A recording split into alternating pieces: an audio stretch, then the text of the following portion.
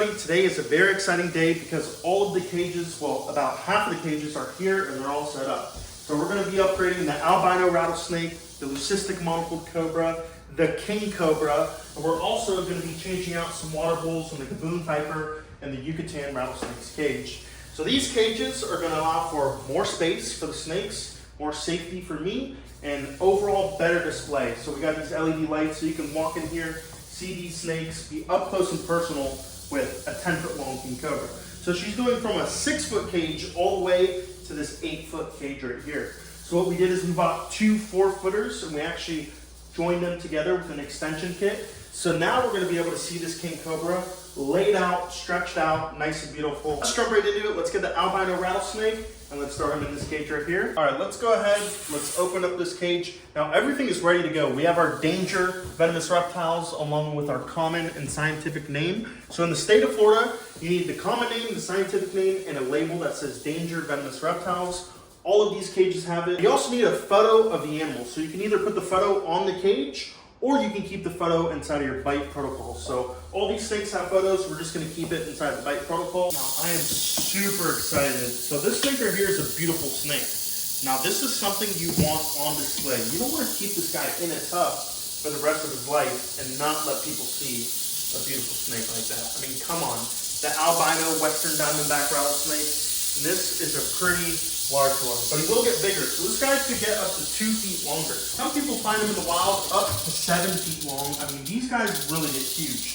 Now this is the same species of rattlesnake they use for the rattlesnake roundup. So, woo, he just struck. So a lot of these rattlesnakes are killed every single year for basically entertainment. Now some people actually comment, they're like, dude, I can't listen to that rattle the whole episode. So this guy is known to rattle non-stop. Now I'm actually hoping when we put him in here, it'll get him more used to us walking around and it'll actually make him rattle less. Now it actually kind of blends into that aspen, so we might change this to like a reptichip, something brown, so you can see his color pop more. But look at that, we can get up close with the camera, show you this snake. Now we can actually inspect the snake, do health checkups, things like that. As long as this glass is closed, I can come right up. I can look at him, make sure he doesn't have mites, check on his weight. I haven't looked at this snake this close ever, really. It's really cool. You can actually see his scales separating. You can see the skin in between. You can actually see his veins right there.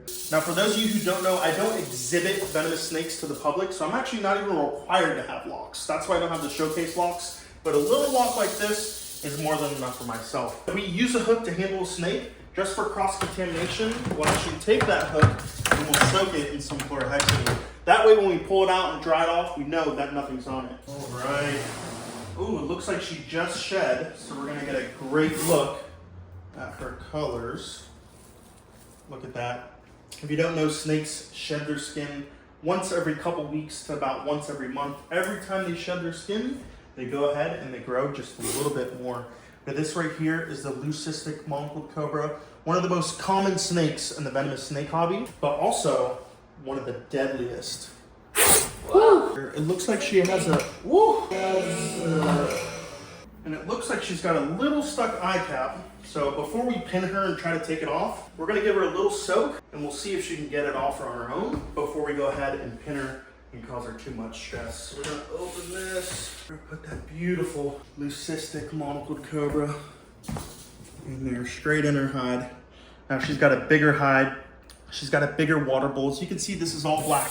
We got a black cage, black hide, black water bowl, and we're also gonna be doing some custom background. So hopefully we'll have all these backs done and even the sides. So we're gonna add some naturalistic plants and it's gonna look super cool in this snake room. Now don't go anywhere because the last venomous snake we're gonna upgrade is gonna be my 10-foot long king cobra. But before we do that, let's go ahead, let's pull out this giant Tazabcan rattlesnake, clean a little bit of poop, pull out the Gaboon viper, then we'll move our way over to that king cobra. All right guys, this right here is the Yucatan neotropical rattlesnake found on the peninsula of Mexico. So this right here, his name is El Chapo. And he has some beautiful colors. So this guy just gave me his first shed since I bought him. And look at the reds on that snake. Seriously, one of the coolest rattlesnakes. I think the only other rattlesnake that compares to this guy right here is probably a batwing rattlesnake, which is a hybrid between an eastern diamondback and a canebrake. And these guys, just like bushmasters, they have a super high ridge on their back. So they almost look skinny, but they're not skinny. That's just the way they're built.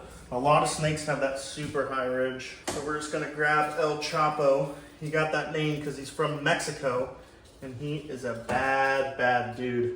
And this right here is a male Yucatan neotropical rattlesnake. We'll put him right here where the king cobra is gonna go for just a second. I mean, look how long that rattlesnake is. He's definitely pushing 6 feet long. Look at that. Gunmetal gray down to that beautiful long rattle. We got our brand new ceramic black water bowls. A perfect medium size for these snakes. They can hold a bunch of water so we know it's not gonna dry up quick. And whenever I go to clean, I love to fluff the bedding. It just makes the enclosure look so much nicer. So we're gonna come in here, we're gonna fluff that aspen and bring in this new water bowl, and that Kazab can is all ready to go. All right, let's fill up this water bowl with this natural rainwater we've been collecting. Best water you can give your snake from this guy. Usually they'll have a hemotoxic venom like most rattlesnakes, but the Yucatan rattlesnake actually has a neurotoxic venom as well.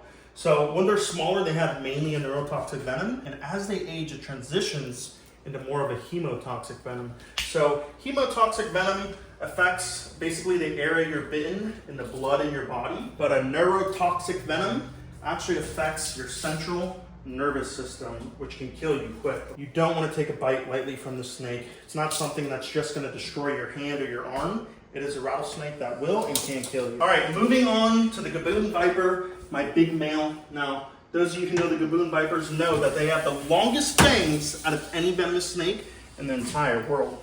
Now, Gaboon vipers have 2 to actually 3-inch long fangs sometimes, and sometimes it applies to this guy because he is a massive Gaboon viper. You gotta be very careful because Gaboon vipers are known for striking back. So even if you think you're out of their strike range, you're really not. Look at the horns on this guy. Now there's 2 different species of Gaboon vipers. There's the Bitis gabonica and there's the Bitis rhinoceros. Now this right here is Bitis rhinoceros, and you can tell by those giant horns on the front of his face, which actually aren't horns. They're actually just a modified scale made out of keratin, the same thing as your fingernails. And now that we have a giant 5-foot cage for this guy, we're gonna work on getting another beautiful female. We had a female, but she really just wasn't the prettiest. I want like a super light white Gaboon vipers. When we get a female, we'll pair them up. Hopefully we'll get baby Gaboon vipers. Now speaking of baby Gaboon vipers actually don't lay eggs. So when the females are pregnant, it's not like you're gonna wake up and see a bunch of eggs. One day you'll open the cage and there'll be a bunch of baby Gaboon vipers, which is the same for most vipers and rattlesnakes. And the lapids lay eggs, so they're the opposite of Gaboon vipers and most viper species. But look at that. What a huge Gaboon viper. This guy's heavy. He's probably like 20, maybe 25 pounds. He's a super heavy Gaboon viper.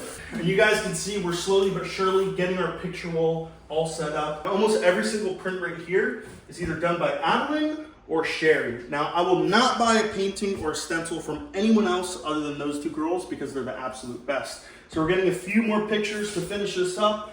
We're gonna get ready to do some more greenery, and this snake room is gonna be all ready to go very, very soon. All right, guys, if you look over here, this right here is the Mangshan viper enclosure, and as you can see, she actually just shedded as well. Now, all of my venomous snakes will actually go through shed cycles, so you can see the Monocled cobra just shed, the king cobra is about to shed, the Mangshan viper just shed. They go through shed cycles, and it's actually one of the weirdest things ever. And hopefully someone can actually figure that out one day. But we're just gonna pull her out so you guys can see her, and that way we can remove that shed and give her a quick water change. Now the Mangshan viper is another snake we're gonna be giving an upgrade to soon. I don't know if we're gonna put her in one of those new cages I just got, or a really big Exoterra. But I know he's got super beautiful skin, and I want to show him off to you guys. All right, guys, this right here is the Mangshan viper. Now, this guy is actually native to the mountains of China. Now, they're actually found in a relatively cold range. Now, people who produce Mangshan vipers, one of the tricks to producing them is getting them super, super cold in the winter. Now, what that's going to do is help them create sperm and help the females ovulate. Now, he's such a hard snake to get out of the cage because there's all these branches. But if you look right now, you can see that beautiful baby blue lime green tail, which he's going to use for calling, which is actually shaking it and mimicking prey items so they can eat. He's already in a pissy mood. He's in that S shape. He's ready to strike. Mangshan vipers are no joke. And actually one of the rarest venomous snakes in the entire world. Now, they say there's actually less than 500 Mangshan vipers in the wild.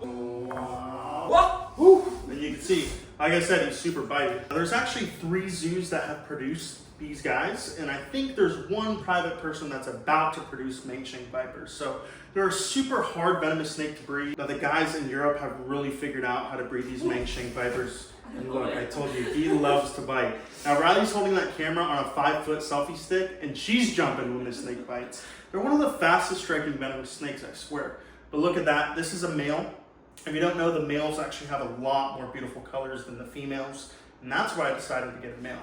But hopefully more zoos and more private keepers can produce Mangshan vipers, because I would love to get a female and take my shot at breeding these guys. And now that we're changing everyone's water, let's just go ahead, pull the blue Insularis out, and give her a water change as well. Now this right here, she's already striking. All right, this right here is a female blue Insularis, and she is just one wacky blue Insularis. She loves to strike. Now she strikes with everything she's got in her, and a lot of the time she'll go to strike and actually fall right off the branch. You gotta get her out, because you cannot clean a venomous snake's water with them in the cage, especially a super bitey snake like this blue Insularis. Look at that, guys, the Komodo Island pit viper, native to the same island as the Komodo dragon. These guys come in green, yellow, and the rarest form, the baby blue kind right here. And these guys are baby blue from the top to the sides, all the way down to the belly of them. Even the belly of the snake has a baby blue tint. Now, a lot of people will tell you that the blue Insularis venom isn't that bad. Now, that may be true, but there's still people who have been bitten that have actually spent 3 to 4 days in the ICU fighting for their life. So even if someone says, oh, this venomous snake's venom isn't that bad, well, it really depends on you and your body type. Now, some people could get bit by a copperhead and almost die. It really depends on who you are, how much venom is delivered, and what locality of snake has bit you. There she goes. This is a perfect enclosure for the blue Insularis. I think we're gonna keep her in here for probably her entire life.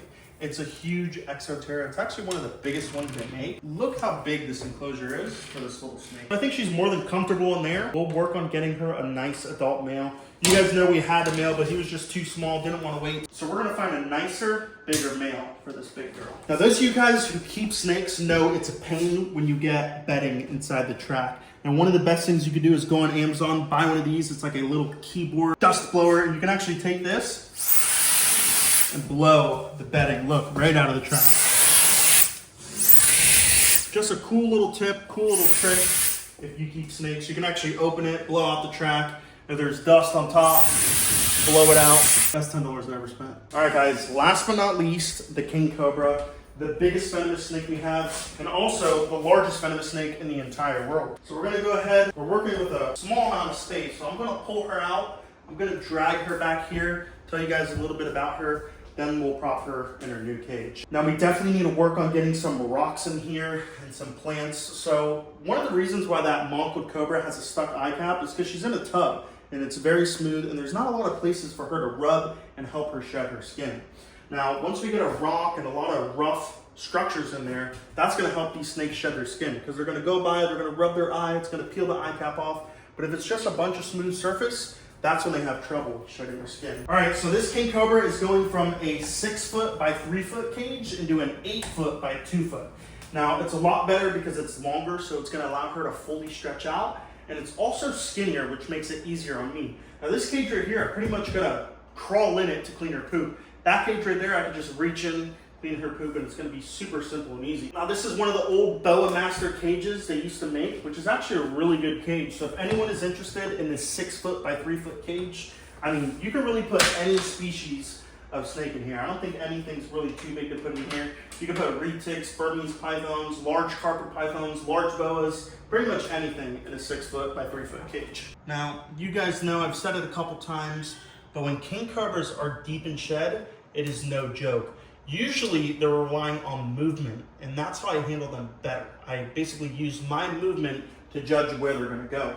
Now that she's in shed, she's not gonna rely off of me moving. She's just gonna blindly strike. And there's a lot of keepers that have actually been bitten by king cobras deep in shed.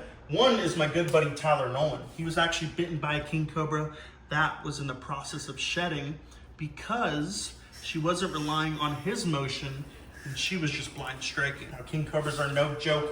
They don't have the most toxic venom. They're just so big that it's just too much venom for your body to handle. So king cobras like this, they can actually kill a bull elephant with one bite or 100 adult men. And you can see this king cobra is usually a super beautiful king cobra. She's very, very light, got a red neck. Right now she's very dirty looking. And that's how these snakes will look when they're about to shed. And after they shed is when they have the cleanest looking skin. I was gonna work around her, pick her up, but I don't want to take any unnecessary risks with the king cobra that's deep in shed. So we're just gonna lift Shatid up. Woo! Right now I'm doing the spin. So if I weren't to spin, she's basically just gonna come right back up in my hand. When I'm spinning, I'm using my momentum to keep her head away from me. It's a very common snake handling trick. But this right here is Shatid. She's probably 10, 11 feet. She's definitely longer than 8 foot, and you're gonna see that as soon as we put her in the cage. Let's get her in her brand new cage. I think she's gonna love it, the way she's able to, stretch out now. She's actually got a little bit more square footage than that 6 foot cage. Now all we gotta do is get her hide, throw it in there, maybe throw a gator skull or a nice branch, and she'll be all set to go. But look at that, man. Now when you walk in, you'll be able to see a king cobra, a monocled cobra, an albino western, a Gaboon viper, and the Yucatan rattlesnake. But that is not it. We're gonna be doing this entire wall with display cages. So we're gonna work on getting some new species. We're gonna be getting black mambas, coastal taipans, all kinds of crazy snakes. And I'm really focused on getting super large venomous snakes and super deadly venomous snakes. So we're actually gonna get rid of a few smaller snakes. I think we're actually gonna end up letting go of the striped pygmy rattlesnake if anyone is interested and you know your local laws and have your local licenses. We're actually gonna let go of that and maybe the Cape Coral Cobra because she just doesn't come out much. But other than that, we're gonna keep the black-headed Bushmaster. We're gonna keep the Mangshan viper, the blue insularis, all those beautiful display animals. And you can see those milky blue eyes. That's how I can tell she's going into shed. She's going into her blue. I mean, you could just tell from looking at her if you're used to seeing her. But if you look at a snake's eyes and they're blue like that, they're definitely about to shed. And that, guys, is me upgrading my venomous snakes into their new enclosures. I hope you guys enjoyed today's video. Don't forget, like, comment, and the most important part, subscribe to the channel. See you next time.